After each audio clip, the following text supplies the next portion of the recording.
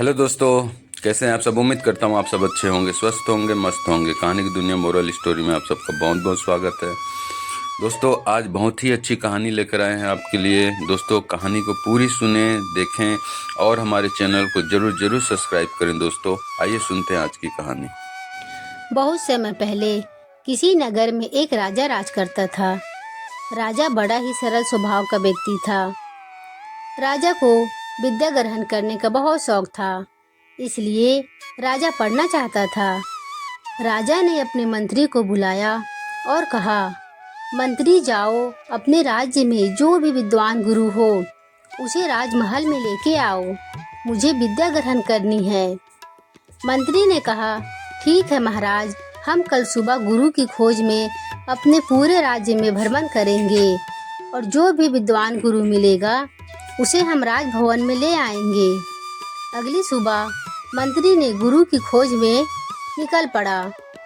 मंत्री ने पूरे राज्य में ढूंढा, लेकिन उसे कहीं पर कोई गुरु नहीं दिखा। कुछ देर में ही शाम होने वाली थी, इसलिए मंत्री ने सोचा कि चलो अब लौट चलते हैं। मंत्री महल की ओर चल दिया। लौटते वक्त उसे एक जंगल में एक गुरु दिखाई पड़े जो एक पेड़ के नीचे ध्यान लगाए हुए बैठे थे।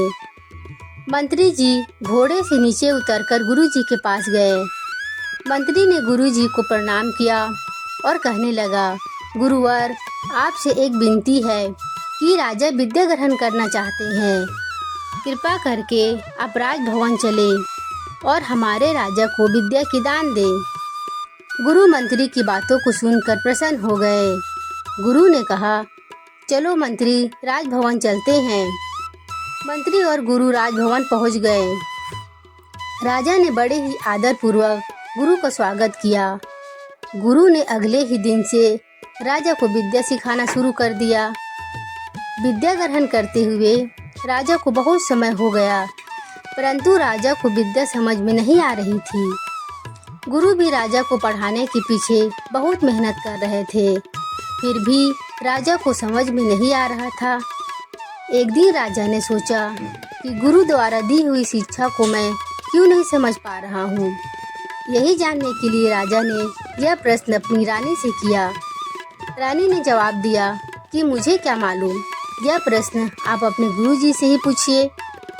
राजा ने अगले दिन बड़ी ही धीमी स्वर में गुरु से कहा, गुरुवर, आप यदि बुरा न मानो तो आपसे कुछ कहना चाहते हैं।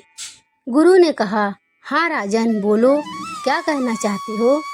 राजा ने कहा, हमें विद्या ग्रहण करते हुए काफ़ी समय हो गया, लेकिन आपके द्वारा दी हुई विद्या हमारे समझ में नहीं आ रही।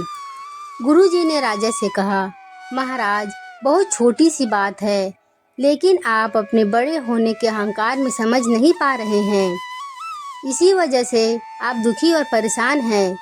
राजा ने कहा, गुरुवर, मैं कुछ समझा नहीं, अपनी बात को स्पष्ट रूप से कहें। गुरु ने फिर से कहा, माना कि आप बहुत बड़े राजा हैं, आप हर प्रकार से मुझसे पद में और प्रतिष्ठा में बड़े हैं, फिर भी यहाँ पर हमारा और तुम्हारा रिश्ता गुरु और शिष्य का है।